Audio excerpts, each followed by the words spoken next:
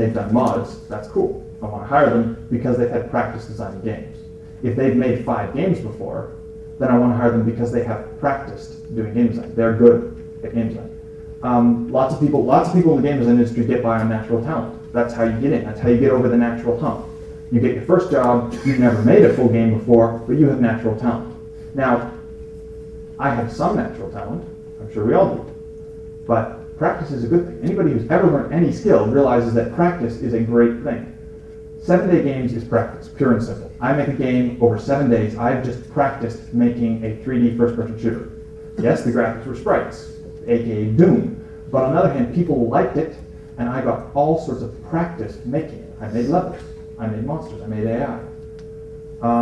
So practice is the #1 benefit. Because, everybody can get better at game design.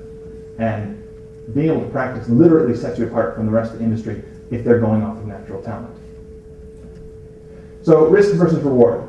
So what? It's only a game in a week. You may as well try it. It's a great experience. It's fun. You get to put it on some forums. You get people to say, wow, I love this game. For every game over a certain number of people see, there's going to be one fan who emails you and goes, wow, I love this game. I showed it to all my friends and family. And it's a really good feeling. It's just sort of a, feedback loop that's very positive. Finishing stuff. I went over that before, but you get to finish stuff. It's really nice. Building experience. If you want to get a job at a AAA company, nothing wrong with that. It's a great way to have games on your resume. You get to list not, I made a mod for Half-Life. You get to list, I made a game. It was in this magazine and it won this award. All of a sudden your resume is looking pretty good. I currently have 14 games on my resume, which is looking a lot better than it did before. Understanding the need for simplicity is a huge thing in game design. The deadlines, the 7-day stuff, really, really helps. It is a direct practice. Hey, look, I'm good with deadlines now. I know how to plan the game from the beginning around the concept of I have to finish at this point, I have this much money to spend. This is the fun stuff. I'm going through a lot of financial things, which everybody has, but you get to try really crazy ideas. There was an art style that I was going to use for a game. It was very good with details, but I had the camera zoomed out too far. So the original game was you killed giants and you carved their bones into spaceships, which you flew around and fought. And then the cannons on the ships functioned like pirate ships and would punch holes in the other person's hull. And that would cause the vacuum of space to go in. And you have all these little rooms and you'd be moving around as a character. They would flood and you have to repair and patch your hull up. And so I moved the camera in because I want to see the details, which made me have to simplify the gameplay, which I started thinking about target markets. And I'm not kidding, in 6 hours, the game dock had switched to a generic platformer. I got ground down. I just made safe choices every time. And then I went, that's stupid. I'm making this for a week. Let's try something crazy. And I went directly back to my original idea, and I said, oh well, there's some flaws. I can see those flaws. I'm just going to risk it. Trying crazy ideas is a really, really fun part of game design, and trying crazy ideas in games in a week, it's like the natural environment. Quantity and quality, you can have both. People think 7-day games are crappy, and to some extent, a lot of them are.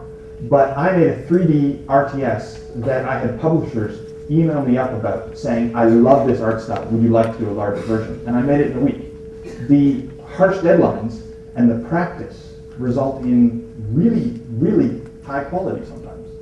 And it's not because I just, naturally was able to do that. It's because I practiced and I started to understand my limitations such that I started working on my strengths instead of ignoring my limitations. And you can have quantity because, as I said, I made 14 games. It's incredibly fun. It is so fun. I'm not kidding. Some days I get up, I don't have breakfast, I just do game design.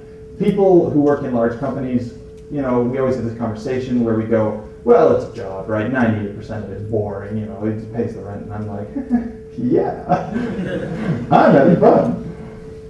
Now, there's nothing wrong with being a game designer at a large company. I will probably end up doing that at some point, and maybe fairly soon.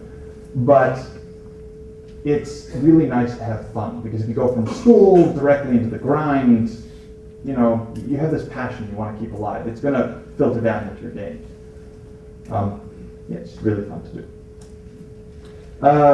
Back to sort of biz talk. Conceptualizing, better foresight and understanding of a project/idea. This is a big thing when you want to come up with an idea that's going to last for a year. You'd better get it right first time. And yeah, you can adjust and you can set yourself up so you're flexible and you've got iteration and so on. But games in a week are really good at taking this skill that's sort of hard to pin down, this concept of coming up with really good ideas that fit all the little checklists, that fit the target markets, that work on the right platforms, that work on the right screen sizes, and are just inherently, they work in all the little stuff you need to do, and it practices it. This skill is sort of a very foggy quality, but it's a good one to have, and games in a week really improve it. Yeah, I went to see Inglourious Basterds, and even if I hadn't seen the credits, I would have known it was a Tarantino movie, because he has style. If you play a game of Cactuses without seeing the credits, again, you would know it's a game from Cactus because he has style. Style is a great thing because it allows you to get recognized. It allows you to have fans that like the style, even if the games are completely different. And I don't just mean art style, I just mean the certain weirdness that is you. Making games develop style because of the rapid iteration. You get to constantly sort of express yourself. All right, rapid feedback loop of projects. You make a project, you get a feedback loop. You learn, you get some positive rewards when people like it, and you take all that stuff and you make another game. But the thing is, that mentality is normally 6 months to a year. I'm literally, last week I started this, I'm finished, I get tons of information, I started another one. Within a week, I'm doing another one. And I still have all this information on my plate. I'm going, okay, so people didn't like this control scheme for all this reasons. Like, that's only one thing. Like, forums fill up with information about how you should do things and good ideas and suggestions. They'll come up with great ideas. And by the end of the month, I have 4 games. The build-up is so insanely fast by this point that I have enough information to really, really polish the next game in a week. And all of a sudden, your games start getting very polished. You get a momentum because, feedback. I personally keep a notepad on my desktop where I take every feedback from every forum, from every comment post, I post it in. And then I have another one which I edit out and I dump all the stuff that's obviously crap. But feedback, there's lots of it. I mean, but lots of it is really good. So it's worth keeping your feedback, it's worth learning from your feedback, and games in 7 days result in a rapid feedback loop of projects. Right. I have time, I think. Rapid development methods.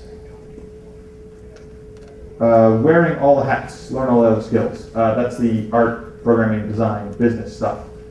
And it's not as hard as you think. I'm not suggesting you go to school and learn business. I'm saying go to Indie Gamer Forum, read some tutorials and pieces of advice on how to market your game or what to do when you're signing a contract, and all of a sudden you have a basic grounding in business. And I don't mean, I mean very basic, but it's the difference between having 0 and being able to make a skill check, right? I played the Color theory. If you don't know it, go learn it, please. And this is to all the programmers out there. Color theory, it's awesome. Yeah. A couple of easy-ish art styles. Doodles, which is Librarians, one of my games. I doodled all the art. Yeah. Okay, we're going back. Anyway, the entire art style for this game, I doodled. I literally went in Photoshop, I used paper and pencil, I just doodled, and it came out looking really nice. And it's doodling sort of releases the stress. You're just sort of going ahead, making the art style. You feel like you're an experienced artist because it's just doodles, and you end up with a fairly nice looking game. Or so people tell me. Pieces. This one's from Cactus, Jonathan Soderstrom. Great guy. Don't get him drunk. Yes, you do little pieces. I've done this a lot. It's on my business cards. And the idea is it's just circles, lines, squares, very basic shapes, but then you combine them and they make really weird stuff. Shapes, Clean Asia, again by Cactus. He has a really strong, weird style, so he does a lot of cool art stuff. If you look, this game, which by the way was an IGF winner, IGF finalist, Game Maker, it's all lines, dots, and circles. Like, his art style is just color theory for this one. So, I mean, all the people who are stopping themselves because they don't know how to do realistic textures, this got